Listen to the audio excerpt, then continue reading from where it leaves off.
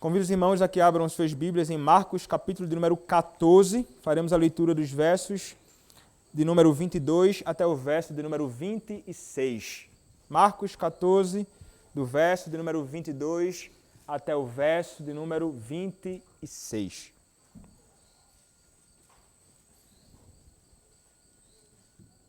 Assim diz, irmãos, a palavra do nosso Senhor. E enquanto comiam, tomou Jesus um pão e, abençoando-o, partiu e lhes deu, dizendo: Tomai, isto é o meu corpo. A seguir, tomou Jesus um cálice e, tendo dado graças, o deu aos seus discípulos e todos beberam dele. Então lhes disse: Este é o meu sangue, o sangue da nova aliança, derramado em favor de muitos. Em verdade vos digo que jamais beberei do fruto da videira até aquele dia em que o hei de beber novo no reino de Deus. Tendo cantado um hino, saíram para o Monte das Oliveiras. Amém. Podem se assentar, irmãos.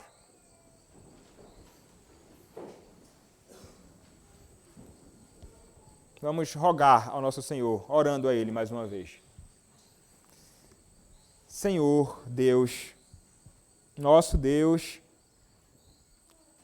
peço, ó Deus, a Ti, mais uma vez neste dia, agora neste culto, que o Senhor me use na exposição, na explicação da Tua palavra, na proclamação da Tua verdade.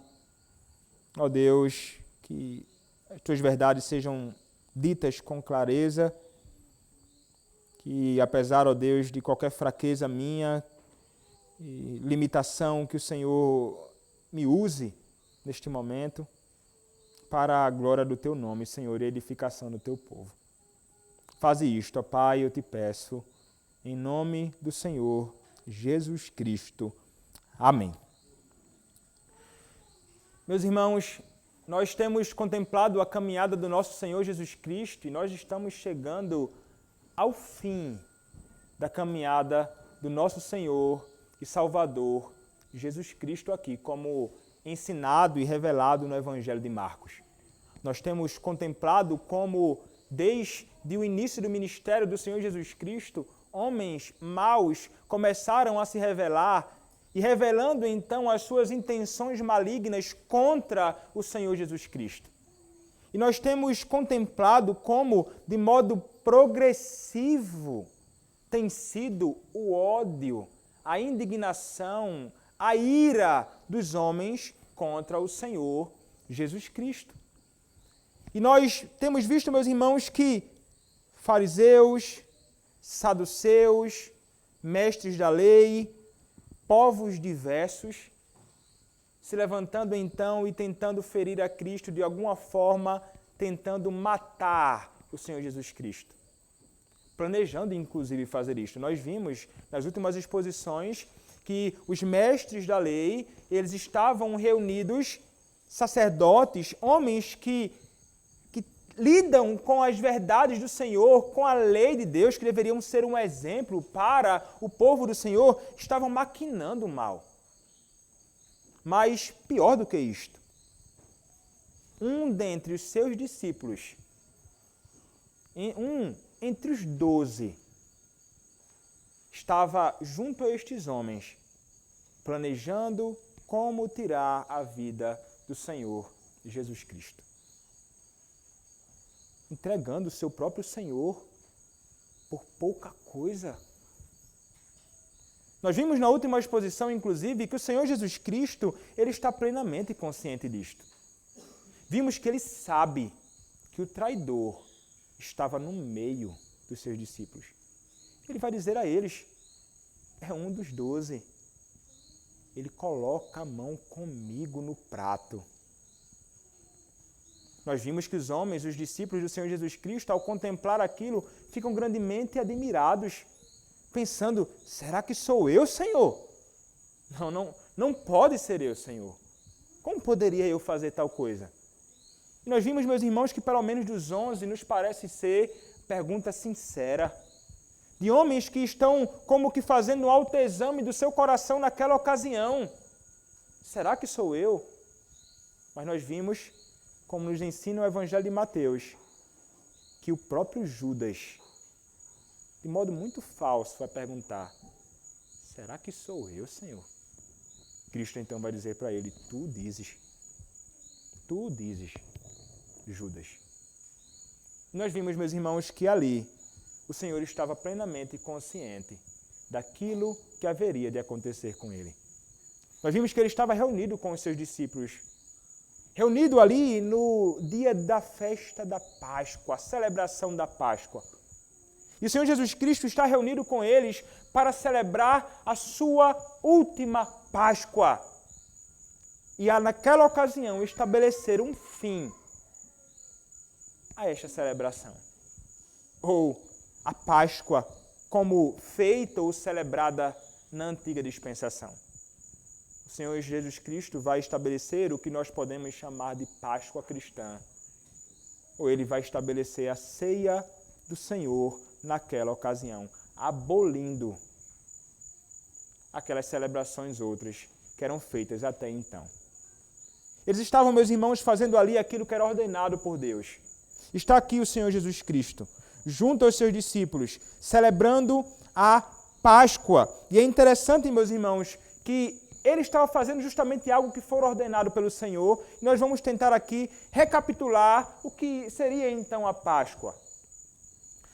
O Senhor Deus, ao estar punindo o Egito por causa da maldade e perversidade deles contra o povo do Senhor, ao não permitir que o povo do Senhor pudesse ir servir a Deus, o Senhor então, ao estar ali para anunciar a 10ª praga, ele vai estabelecer em Êxodo capítulo 12 a Páscoa.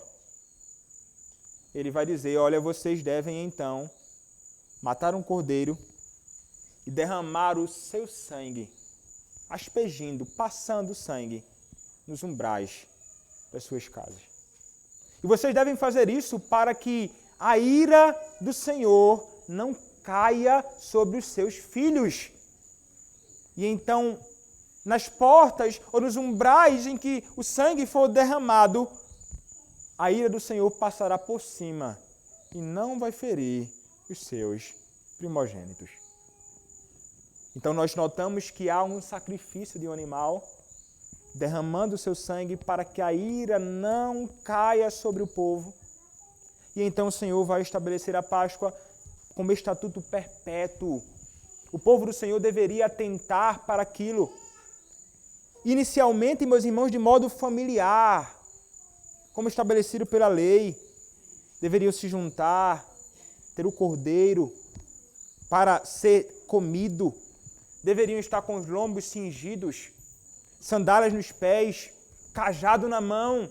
Deveriam comer apressadamente, como nos diz Êxodo 12, verso 11.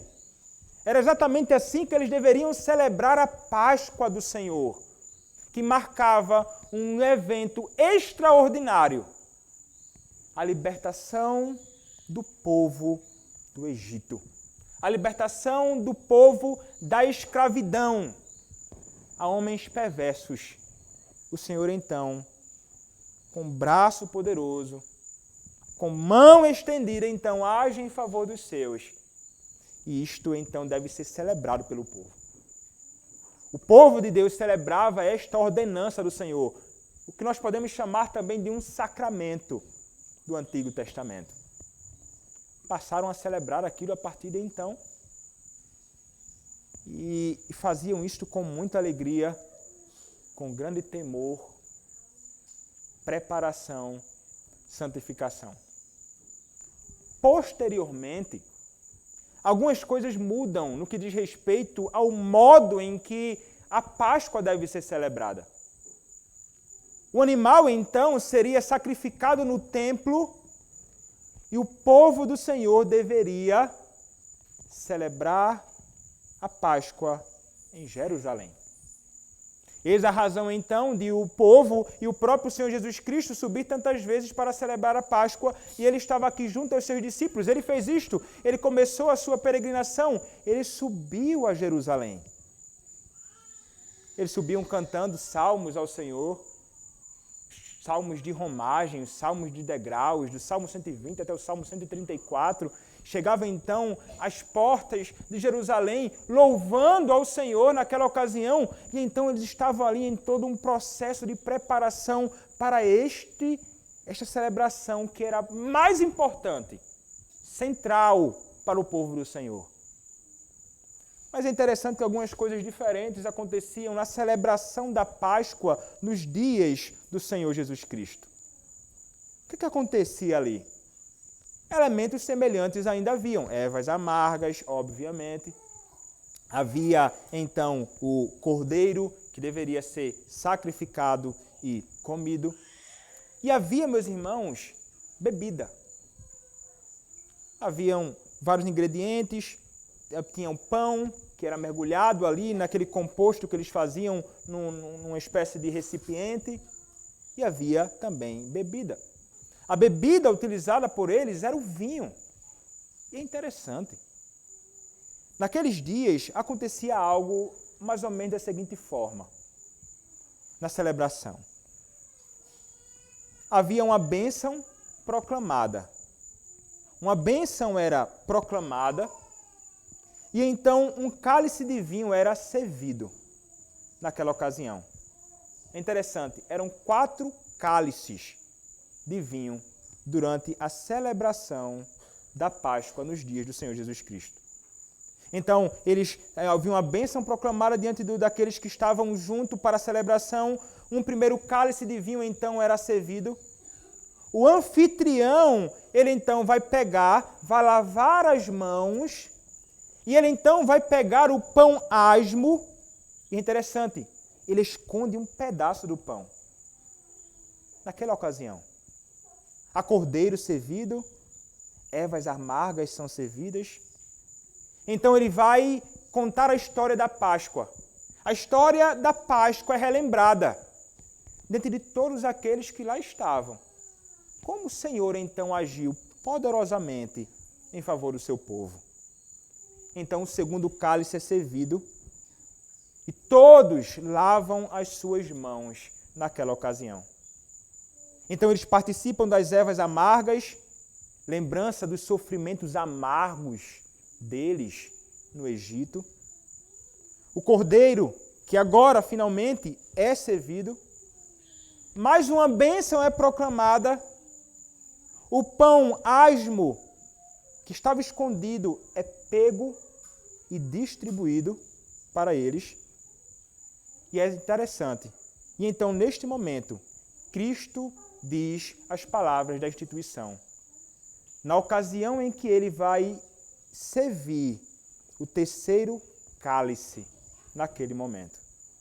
Cristo, então, nesta ocasião, ele vai fazer algo que era distinto de todas as celebrações da Páscoa. Ele vai introduzir as palavras de instituição da ceia do Senhor. Ele faz isso naquele momento. Depois, então, destes eventos na celebração da Páscoa, eles, em seguida, eles vão cantar alguns salmos. Salmos de Halel. Exatamente como Cristo vai fazer aqui. Depois da celebração da ceia, ele vai cantar ao Senhor. Nós veremos. Eles cantam ao Senhor, e é exatamente assim que acontecia. E depois deveria ter, então, a introdução de um quarto cálice. Último e quarto cálice. E nos parece, meus irmãos, que na celebração da ceia de Cristo, naquele momento, este quarto cálice, ele não é servido. Por alguma razão. Voltemos agora para o que diz o texto de Marcos, capítulo 14, a partir do verso 22. O texto nos diz assim: E enquanto comiam, tomou Jesus um pão, e abençoando, o partiu e lhes deu, dizendo: Tomai, isto é o meu corpo. Notem o que acontece aqui. Meus irmãos, isso não havia acontecido nunca. O Senhor Jesus Cristo se volta para eles, e enquanto eles estavam celebrando ali a Páscoa, o Senhor Jesus Cristo vai tomar o pão. ele vai abençoar, ou ele vai dar graças pelo pão. Ele parte o pão, ele dá aos discípulos. E ele vai dizer, tomai, isto é o meu corpo. Opa, como assim? Mas é. É o Senhor Jesus Cristo agora, meus irmãos, fazendo algo que somente Ele, como Deus, pode fazer. Lembrem-se, quem estabeleceu a Páscoa na antiga dispensação? Deus. Quem é que pode estabelecer, instituir um novo sacramento na Igreja de Cristo? Somente alguém que possui a mesma autoridade. Somente alguém que é Deus, tal qual o Pai. Cristo, sendo Deus, tal qual o Pai, institui um sacramento, marcando ali, naquele momento, a substituição da celebração da Páscoa pela Páscoa do Novo Testamento, ou a ceia do Senhor. Ele possui toda a autoridade para fazer isto. Aqui, meus irmãos, já nos pode fazer com que nós refutemos um pouco da ideia dos papistas, inclusive. Porque a Igreja de Roma imagina, inclusive, que eles podem, de alguma forma, estabelecer sacramentos, ordenanças para a Igreja. Mas quem são eles? Por acaso são eles Deus? Por acaso possuem eles a mesma autoridade que Cristo possui? Por acaso são eles da mesma substância, iguais em poder e glória, como Cristo é de Deus o Pai? A realidade é que não. Eles não podem nunca, jamais estabelecer diversos sacramentos como eles possuem, quando a Escritura vai nos apresentar apenas dois, que são correspondentes aos dois sacramentos instituídos por Deus na antiga aliança. A circuncisão, a Páscoa, no Novo Testamento por Cristo, a ceia do Senhor e o batismo. Então, o próprio Senhor estabelece isto. E se Ele estabeleceu ali, administrando junto aos seus discípulos, para a Igreja do Senhor Jesus Cristo, meus irmãos, nós podemos estar certos. Ele fez isso com autoridade. E nós podemos, então, nos apropriar e receber este sacramento, celebrando na Igreja de Cristo com segurança. Com plena segurança, porque foi Ele mesmo quem ordenou. Nós sabemos quem foi, recebemos das mãos dEle e praticamos no seio da Igreja de Cristo com alegria e plena e absoluta segurança. Foi Ele quem fez isto. É totalmente diferente daquilo que pode acontecer, como no caso da Igreja Romana, ao estabelecer tantos sacramentos que são contrários à Escritura Sagrada. O que é que ele faz então? O texto nos diz, ele abençoou, partiu e deu aos discípulos, tomai, isto é o meu corpo. Meus irmãos, trata-se aqui de um texto que envolveu no passado e hoje ainda grande controvérsia. Porque muitos vão olhar para esta porção e vão dizer aqui, tomai, isto é o meu corpo, e vão dizer então, opa, peraí, o que é que acontece? Este pão é de fato o corpo de Cristo, literalmente? Este pão e essa celebração é um memorial do que Cristo fez no passado? Ou este pão, ele é um símbolo daquilo que Cristo fez no seu corpo? É uma realidade espiritual a presença de Cristo ou é literal? O que acontece aqui? Meus irmãos, isso gerou uma divisão no meio da igreja no que diz respeito pelo menos a esta questão. A igreja romana, ela vai sustentar o que que eles chamam de transubstanciação.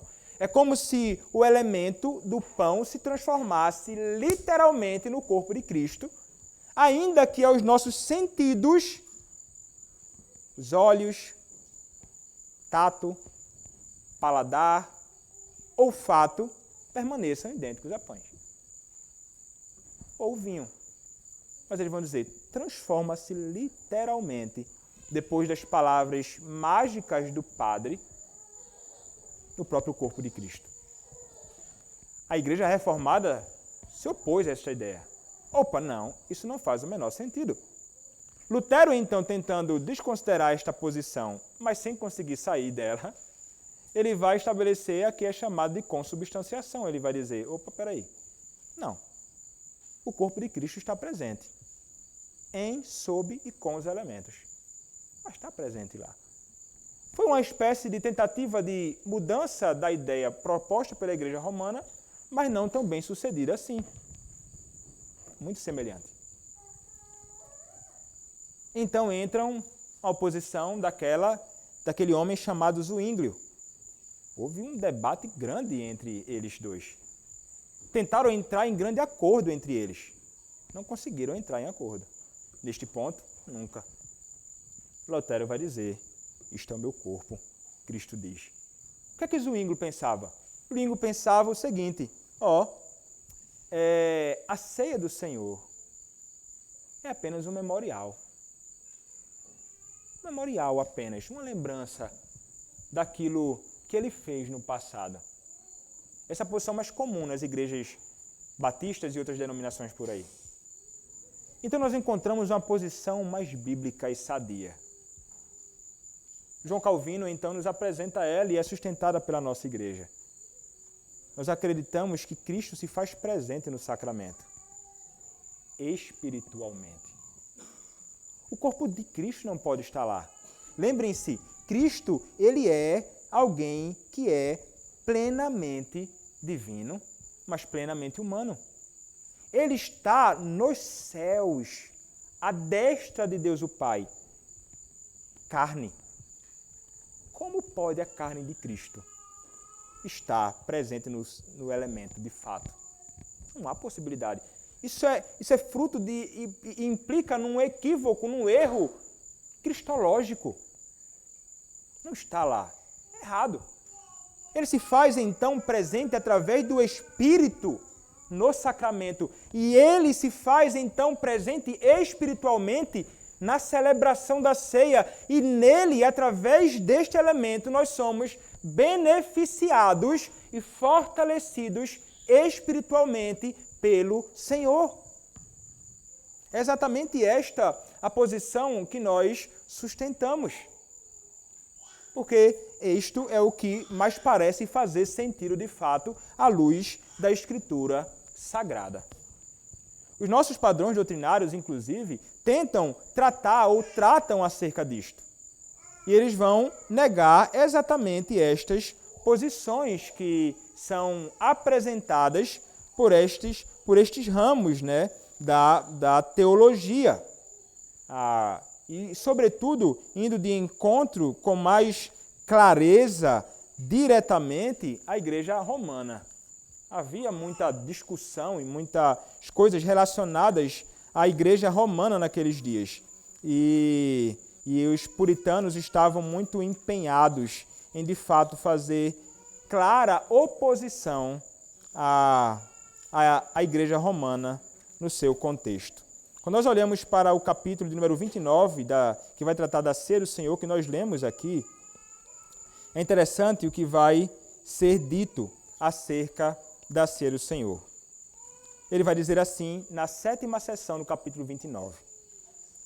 Os que comungam dignamente, participando exteriormente dos elementos visíveis desse sacramento, também recebem intimamente pela fé a Cristo crucificado e a todos os benefícios da sua morte, e dele se alimentam, não carnal ou corporalmente, mas real, verdadeira e espiritualmente, não estando o corpo e o sangue de Cristo corporal ou carnalmente nos elementos, pão e vinho, nem com eles ou sob eles, aqui negando a posição luterana, nem com eles ou sob eles, mas espiritual e realmente presentes a fé dos crentes nessa ordenança, como estão os próprios elementos em relação aos seus sentidos corporais. Ele vai negar essas posições. A Igreja Romana está equivocada, a Igreja Luterana está equivocada. Não se trata disto, ele está espiritual e realmente presente a fé dos crentes. Nesta ocasião, então, que o elemento é administrado no culto e na ceia do Senhor. Então, mas houve grande controvérsia de fato em torno disto, e esta não é a posição que nós sustentamos como sustentada por outras igrejas por aí. Nós entendemos que se trata do corpo de Cristo, o meu corpo. E quando ele fala, meus irmãos, que o pão é o seu corpo, ele está apontando de fato para o seu corpo. É um símbolo daquilo. É um símbolo. E o que foi que aconteceu com Cristo, não é? Cristo, ele teve o seu corpo quebrado. O seu corpo foi como quando pega-se o pão e se quebra o pão. O corpo de Cristo como que sendo fracionado, partido. Ele vai dizer, isto aqui aponta para o meu corpo. Alguém pode pensar assim, mas espera aí, pastor, é dito na Escritura que nenhum dos ossos dele seriam quebrados. Não está falando de ossos. O corpo de Cristo, de fato, foi ferido. O tempo inteiro. Do início ao fim. Durante a sua crucificação. Então aponta para a realidade do seu corpo sendo partido em favor de nós, pecadores, ali naquela ocasião. Ele está apontando para o que haveria de acontecer. Veja, ele está falando com os discípulos sobre algo que ainda aconteceria. É diferente da nossa posição hoje. Eles olhavam para algo que estava para acontecer mais à frente. Nós olhamos para algo que aconteceu no passado. O corpo dele foi partido. Como então representa o pão. Mas ele então segue e vai dizer, a seguir tomou Jesus um cálice, tendo dado graças, o deu aos seus discípulos e todos beberam dele. Então agora ele vai associar o cálice ou vinho ao seu sangue. Que sangue é este? Que sangue é este? O sangue do próprio Senhor Jesus Cristo que foi derramado, meus irmãos. Ele vai dizer, olha, este cálice, este vinho, representa o meu sangue, que foi derramado em favor de todos os seus eleitos. É para isso que aponta. Então, ele vai estabelecer dois elementos muito bem definidos, com significados muito bem definidos. Não há introdução de outros elementos aqui. Ele não sugere ou não permite que acrescentemos ou tentemos subtrair destes elementos, colocando outros no lugar dele. Infelizmente, isso acontece muito. E, infelizmente, acontece sugestão disso até mesmo em seminários. Eu tive de lidar com isso no seminário. A ponto de um professor, veja, eu não tenho problema nenhum com missão. Eu oro por isso.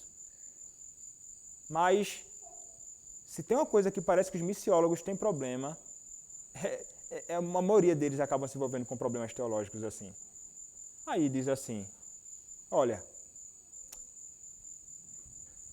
se eu estiver numa comunidade ou num povo, que o elemento comum deles não é pão nem vinho, eu posso celebrar a ceia do Senhor com macaxeira e suco de cajá? Ele lançou essa pergunta lá. Alguns apressados na turma, então, se adiantaram e disseram, por que não? Mas quando nós olhamos para a Bíblia, meus irmãos, o que é que nós encontramos? Nós encontramos Cristo estabelecendo com muita clareza dois elementos específicos, com significados muito bem definidos. O próprio apóstolo Paulo, posteriormente, seguindo as instruções do próprio Senhor Jesus Cristo, vai celebrar a ceia do Senhor com dois elementos muito bem definidos, com significados muito bem definidos. É o pão e o vinho, apontando para estas realidades espirituais que se encontram na pessoa do próprio Senhor Jesus Cristo. Nós não temos autoridade. Assim como não temos autoridade para ordenar sacramentos no meio da Igreja de Cristo, nós não temos a menor autoridade para alterar os sacramentos ou os elementos estabelecidos pelo próprio Senhor na sua palavra. Se você ler os nossos padrões doutrinários, eles vão falar com muita clareza acerca destas coisas. Então, meus irmãos, ele vai associar estas coisas. O corpo, o pão ao seu corpo, o sangue, o vinho ao seu sangue, e então ele vai dizer assim, verso 24. Então lhes disse, isto é o meu corpo, isto é o meu sangue, o sangue da nova aliança derramado em favor de muitos. Meus irmãos, a ceia do Senhor aponta justamente para isto, para o Novo Testamento, para a aliança, para o pacto da graça. Este é o sacramento neotestamentário do pacto da graça da Igreja do Senhor Jesus Cristo. Ele vai dizer, isto aponta para algo extraordinário que aconteceu. Meus irmãos, o que a ceia do Senhor representa com muita clareza é a doutrina da expiação de Cristo na cruz. Porque, meus irmãos, não existe pacto sem derramamento de sangue. Isso é dito em Êxodo capítulo 24. Isso é tratado em Hebreus o tempo inteiro. Não existe pacto, não existe aliança sem derramamento de sangue. Cristo, então, está dizendo, eu terei de derramar o meu sangue como selo deste pacto. E vocês vão celebrar isto até o fim dos tempos. E, meus irmãos, quando nós pensamos na obra de Cristo, para onde a ceia do Senhor aponta, isto deve nos comover e, ao mesmo tempo, nos encher de grande alegria. Porque Cristo teve de derramar o seu sangue, meu irmão, naquela cruz? Ele teve de derramar o seu sangue por causa do meu e do teu pecado. Como já disse em outras ocasiões, os nossos pecados crucificaram o nosso Redentor. Era necessário que o sangue dele fosse aspergido. E veja, naquela ocasião, meus irmãos, ele estava celebrando aquilo, mas ele haveria então de, no seu próprio corpo, cumprir tudo aquilo que acontecia na antiga dispensação. Os animais tinham seu sangue aspergido. E qual era o propósito? Era para perdoar o pecado do povo. Mas, meus irmãos, isso acontecia frequentemente, repetidamente. Isso apontava com muita clareza para a grande imperfeição do sacrifício destes animais. Em Hebreus, então, nós encontraremos o apóstolo dizendo que o sacrifício de Cristo é muito superior ao sacrifício dos animais do passado. Que o sacrifício de Cristo foi feito de uma vez para sempre, de uma vez por todas, expiando os nossos pecados. Quando nós olhamos, meus irmãos, para a ceia, nós estamos visualizando exatamente isto. É Cristo, então, o Cordeiro de Deus que tira o pecado do mundo, derramando o seu sangue. É como no texto que nós lemos aqui, de 1 Pedro, capítulo 1, quando nós lemos que Cristo, com o seu sangue, o Cordeiro, sem defeito e sem mácula, derramou o seu sangue para a nossa salvação. Ele é aquele, meus irmãos, que recebeu sobre si a ira que na Páscoa, celebrada no passado, passou por sobre os homens, os filhos. A ira que deveria cair sobre nós, ele então, como a nossa propiciação, recebeu na cruz a ira do Senhor. Por isso ele clama, Deus meu, por que me desamparaste? É um Deus infinitamente irado contra o seu filho, não por causa dos próprios pecados dele, mas por causa dos meus e dos teus pecados. A ceia do Senhor, meus irmãos, aponta para a justificação em Cristo. Quando aquele que não conheceu o pecado, Deus o fez pecado por nós, para que nele fôssemos feitos justiça de Deus, como diz 2 Coríntios capítulo 5, verso 21. Quando ele, sendo reto, puro, nunca tendo cometido pecado algum, acabou sendo condenado no nosso lugar. Dentro do tribunal de Deus, ele foi condenado. E você, pecador, miserável, foi absolvido, foi justificado diante do tribunal de Deus. Meus irmãos, a ceia do Senhor aponta para esta obra perfeita, completa e suficiente do nosso Senhor e Salvador Jesus Cristo, feita de uma vez para sempre. E que nós, então, celebramos todas as vezes que nós nos aproximamos da ceia e da mesa do Senhor. Meus irmãos, é exatamente isto. A pergunta de número 168 do Catecismo Maior de Westminster vai falar algo sobre a ceia. Vai dizer assim: o que é a ceia do Senhor? A ceia do Senhor é o sacramento do Novo Testamento, no qual, ao dar e receber o pão e o vinho, conforme a instituição de Cristo, é anunciada a sua morte. É isto que é anunciado aqui, diante dos nossos olhos. Meus irmãos, é o teatro que tem na Igreja de Cristo, é esse. É o teatro que é autorizado por Deus no culto público, é este. Esta é a única dramatização que é autorizada pelo Senhor. É quando os sacramentos do Senhor, o pão e o vinho, são apresentados à Igreja de Cristo e é apresentado aqui, dramatizado diante dos nossos olhos, Cristo sendo crucificado e expiando o seu sangue em nosso favor.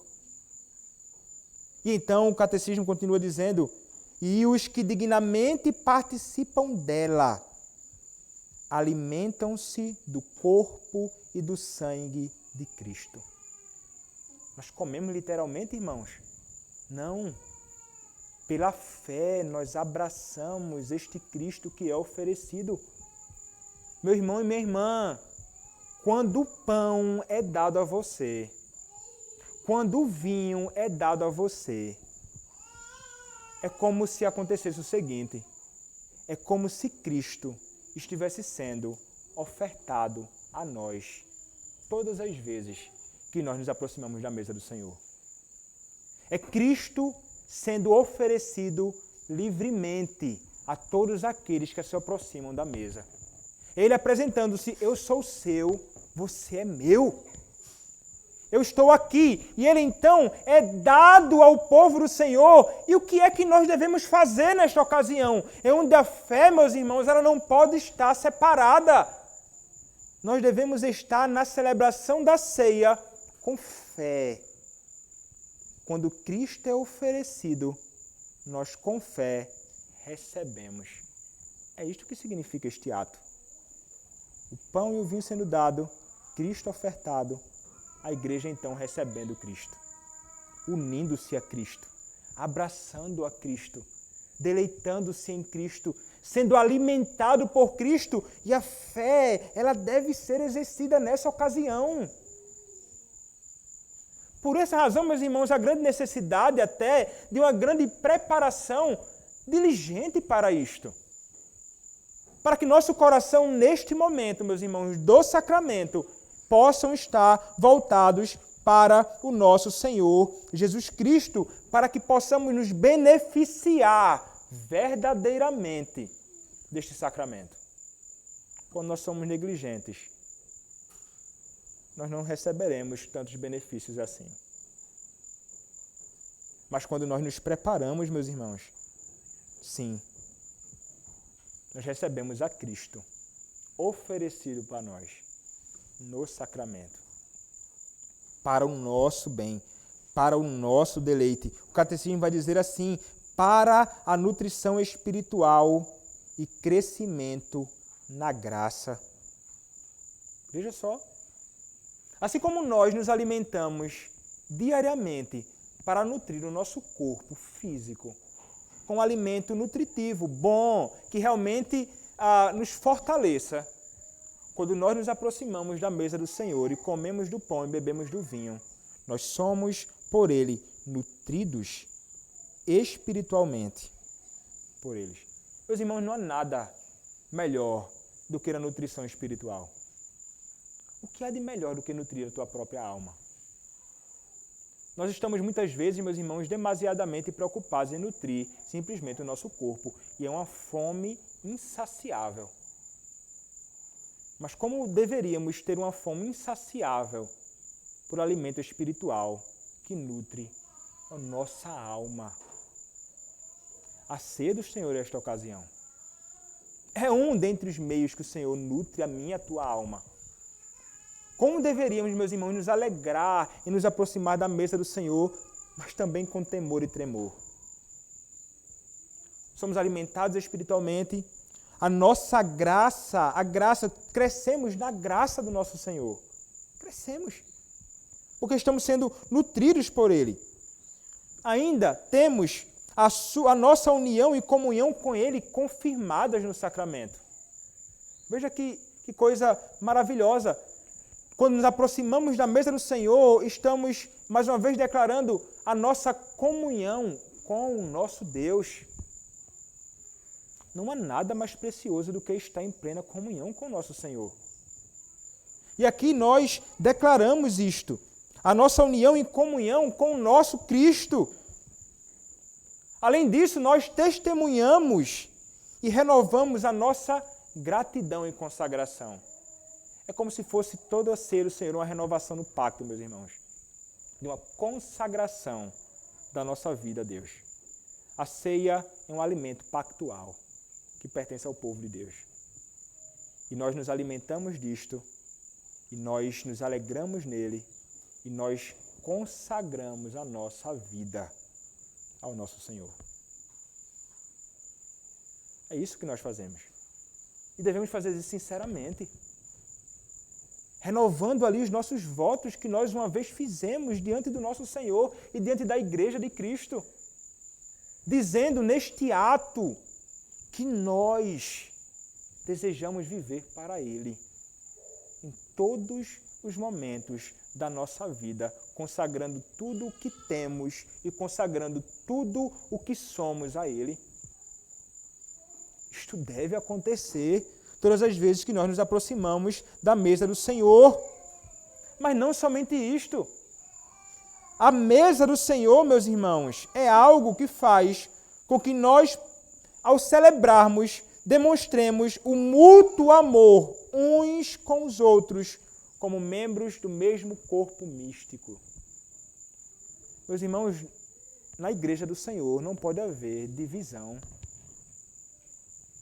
Na mesa do Senhor e na Igreja do Senhor não pode haver separação entre irmãos. Somos membros do mesmo corpo místico.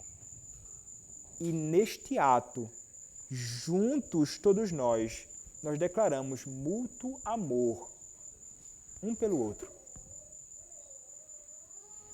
Isso deveria ser nutrido no nosso coração verdadeiramente nesta ocasião.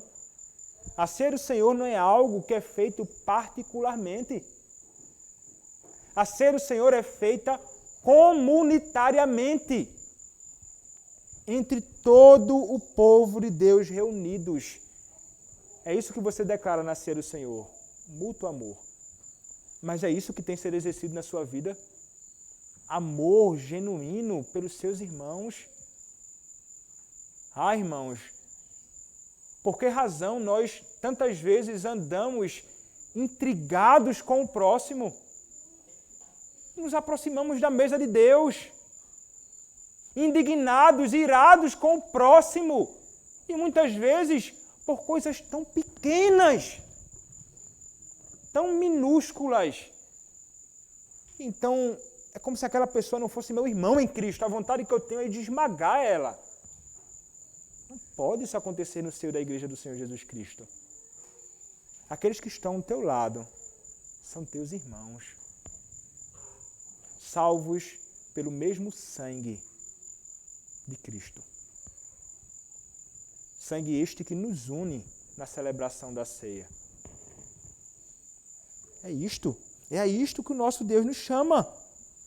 Então, meus irmãos, aqueles que conhecem ao Senhor e se aproximam da mesa do Senhor, eles vão declarar exatamente isto. Cristo vai dizer, eu vou repetir, então lhes disse, isto é o meu sangue, o sangue da nova aliança, derramado em favor de muitos. Ele vai dizer, todos em favor de muitos. Veja só que coisa impressionante. É o sangue que foi derramado não em favor de poucos. Muitos são alvo desta graça. Nós sabemos, meus irmãos, o Senhor, Ele não morreu por todo mundo. No seu sangue, morrendo Ele por todos, Ele salvaria toda a humanidade. Porque o sangue de Cristo é eficaz para redimir o homem do seu pecado. Mas Ele morreu por muitos. São estes que conhecem ao Senhor, que devem se aproximar da ceia do Senhor. Veja, há uma certa limitação, meus irmãos, ao aproximarmos da mesa do nosso Senhor. A mesa do Senhor é um convite, mas a todos aqueles que conhecem o Senhor. A todos aqueles que foram alvo da obra redentora do Senhor. A todos aqueles que conhecem verdadeiramente a Cristo. A todos aqueles que conseguem discernir o corpo, a obra de Cristo. São estes. Por essa razão, então, o apóstolo Paulo, tratando sobre a ceia, aprendendo na instituição de Cristo, ele vai dizer, olha, há muitos que tomam indignamente da ceia, e não são poucos os que morrem por se aproximarem indignamente da ceia do Senhor. A mesa do nosso Senhor deve ser dada àqueles que conhecem a Cristo. Mas, lamentavelmente, há no meio da igreja, no meio do trigo, há joio. E muitos acabam se aproximando da mesa do Senhor sem o menor temor, sabendo que não conhecem a Cristo, sabendo que estão longe de Deus. Saiba que se você se aproxima assim da mesa do Senhor, você está tomando juízo para si. Quando o pastor alerta acerca disto, baseado no que diz Paulo, não é porque ele é alguém que não quer que você se aproxime da mesa, porque ele é um camarada chato. É porque você vai sofrer amargamente se você fizer isso. A mesa do Senhor é para aqueles que conhecem o Senhor. São estes que se beneficiam e se apropriam e recebem a Cristo e são nutridos e são alimentados, mas aqueles que não estão no Senhor não podem. Daí a grande necessidade de você que não conhece a Cristo se render a Cristo. É só você se rendendo ao Senhor Jesus Cristo, depositando a sua fé nele, sendo salvo por ele, é que você poderá se aproximar da sua mesa e desfrutar da sua comunhão bendita. Enquanto você não se rende a ele, você é um inimigo do Senhor e não tem comunhão com ele à mesa. Mas ele frequentemente te chama. Ele domingo após domingo te chama. Ele domingo após domingo chama vocês, crianças, jovens, adolescentes, adultos, à fé no Senhor Jesus Cristo. Para que você possa desfrutar desta bendita comunhão com Ele. Ele deseja a salvação dos homens. Ele deseja que você se arrependa dos seus pecados. Ele deseja que você se renda a Ele. Ele deseja que você tenha comunhão com Ele. Este é o desejo do nosso Senhor para a vida dos homens. E vocês devem estar conscientes disto. Eu vejo crianças olhando para o cálice e desejando pegar. Eu vejo crianças olhando para o pão e desejando comer. Você não pode fazer isto. Mas se você se render ao Senhor, se você confiar nele como teu Salvador, você vai poder desfrutar desta bendita comunhão junto ao povo de Deus. Renda-se ao Senhor Jesus Cristo. Ele vos chama. A ceia é para aqueles que o conhecem. E a ceia, meus irmãos, Cristo, Ele vai dar a todos. Deu aos seus discípulos e todos beberam dele. Judas não estava aqui, viu, meus irmãos? Judas já havia saído. Os outros discípulos se aproximaram da mesa do Senhor e se beneficiaram daquilo. Todos comeram, todos beberam. Algo que vai de encontro à igreja de Roma. Eles não dão o vinho. Toma aqui o pão. A pessoa se ajoelha, toma o pão na boca. A hóstia. Como assim? O Senhor deu pão e vinho. O Senhor disse que todos deveriam beber. Por que somente o sacerdote? Que coisa estranha, irmãos. Aqueles que estão na mesa e na igreja do Senhor, em plena comunhão com o Senhor, devem vir à mesa do Senhor. Ninguém deve ser excluído, a não ser que esteja em pecado, a não ser que seja afastado da mesa do Senhor, não podendo se aproximar dela. Os nossos padrões, meus irmãos doutrinários, nos falam acerca disso. Como devem os que recebem o sacramento da ceia do Senhor preparar-se para receber? Vai dizer assim: os que recebem este sacramento devem preparar-se para o receber examinando-se a si mesmos, se estão em Cristo, a respeito dos seus pecados e necessidades, da verdade e da medida do seu conhecimento, da fé, do arrependimento, do amor para com Deus e para com os irmãos, da caridade para com todos os homens, perdoando aos que lhes têm feito mal, dos seus desejos de ter Cristo e de sua nova obediência, renovando o exercício dessas graças pela meditação séria e pela oração fervorosa. E, meus irmãos, o que é exigido de nós? De mim e de você, quando nós nos aproximamos da mesa do Senhor. Mais uma vez, o catecismo nos é útil. Vai nos dizer o seguinte: o que é exigido dos que recebem o sacramento da ceia na ocasião da sua celebração. Exige-se dos que recebem o sacramento da ceia que durante a sua celebração esperem em Deus, nessa ordenança, com toda a santa reverência e atenção. Reverência e atenção na ocasião. Que diligentemente observem os elementos e os atos sacramentais. Pão, cálice, aquilo que é feito aqui diante de nós. Que atentamente discernam o corpo do Senhor e, cheios de amor, meditem na sua morte e sofrimento. Ocasião para meditar, meus irmãos, para pensar. Eis a razão porque nós não cantamos hinos no meio da celebração. Eis a razão porque nós não cantamos salmos no meio da celebração. É uma ocasião solene, de grande reverência, e uma ocasião oportuna para nós meditarmos na morte e no sofrimento do nosso Senhor Jesus Cristo. Nós veremos mais à frente. Cristo cantou o salmo depois da celebração da ceia. Não foi durante. Não foi durante. A Igreja de Cristo é nessa ocasião chamada a meditar nos sofrimentos e na morte dele. E assim sejam despertados a um exercício das suas graças, julgando-se a si mesmos e entristecendo-se pelo pecado, tendo fome e sede ardentes em Cristo, alimentando-se nele pela fé, recebendo da sua plenitude, confiando nos seus méritos, regozijando no seu amor, sendo gratos pela sua graça e renovando o pacto que fizeram com Deus e o amor que votaram a todos os crentes. É deste modo que nós celebramos. É deste modo que nós recebemos. É assim que nós devemos caminhar diante do nosso Senhor. E Ele nos chama, meus irmãos, a isto, para que desfrutemos desta bendita comunhão com Ele.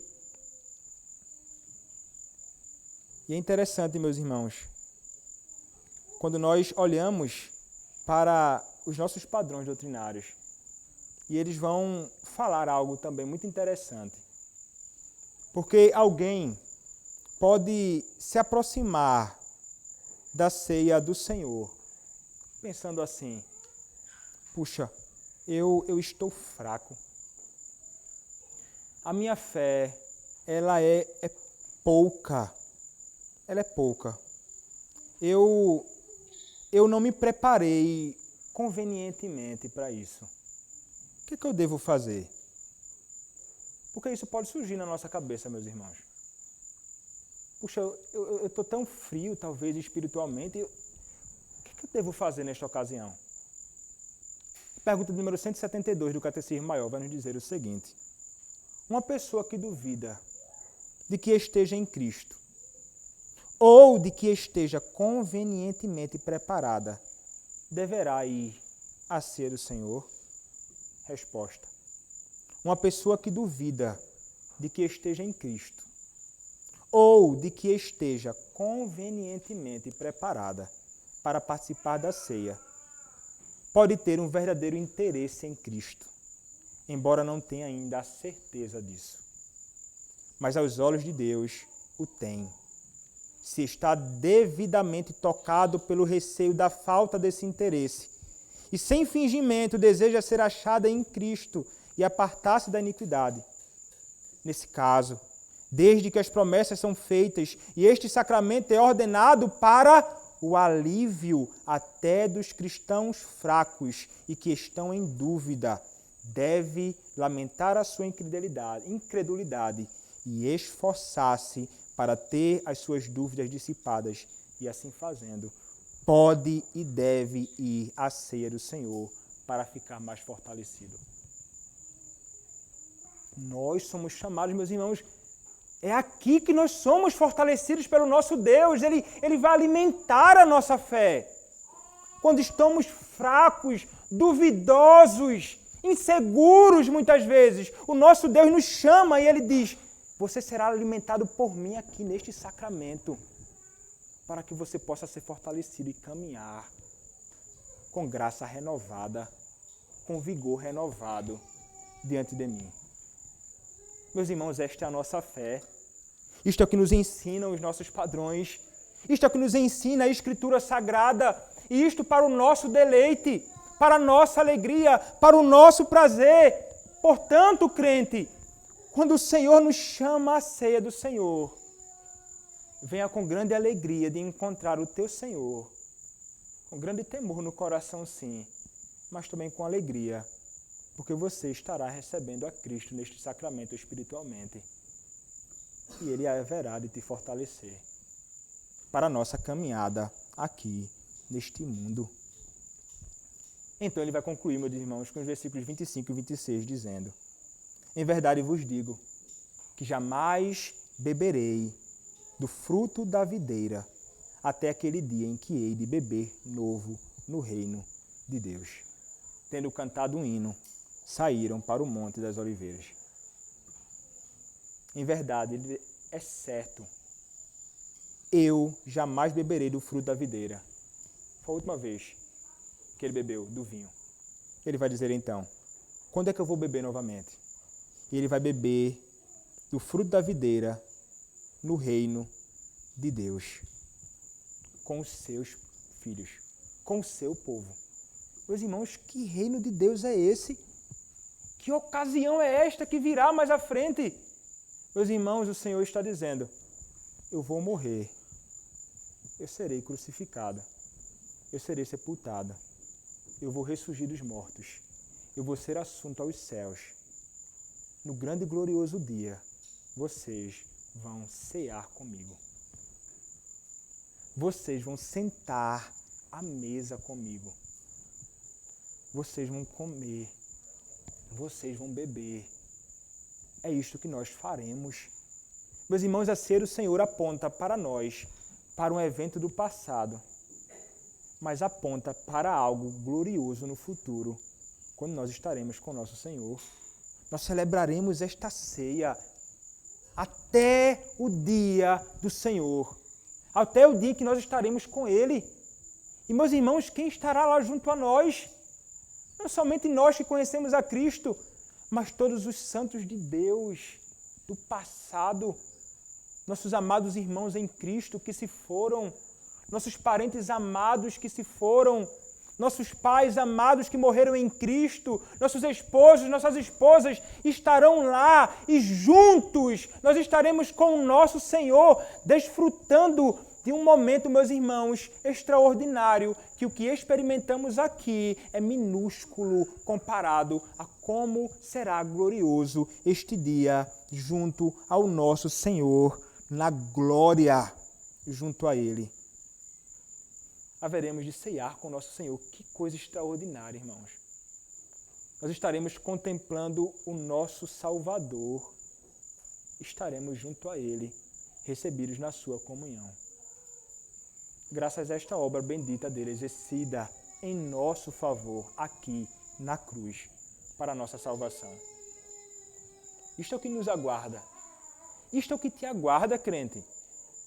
Isso deve alegrar grandemente o teu coração, porque você estará lá.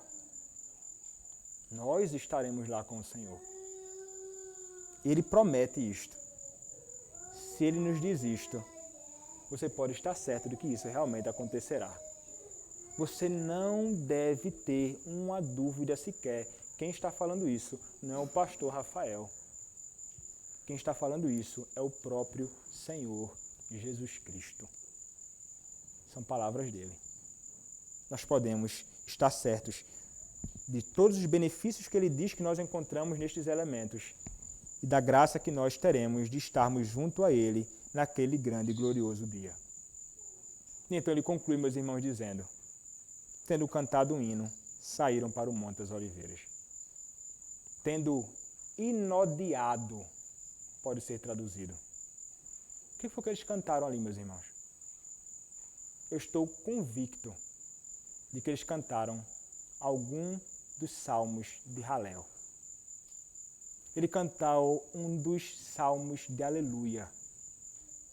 Um desses salmos que nós cantamos aqui, talvez. Salmo 113, será que foi o Salmo 114? Será que foi o Salmo 116? Será que foi o Salmo 117? Talvez tenha sido o Salmo 118. Salmo 115, nós não sabemos. Mas eles cantaram um salmo após a celebração da ceia, louvando a Deus, dando graças a Ele.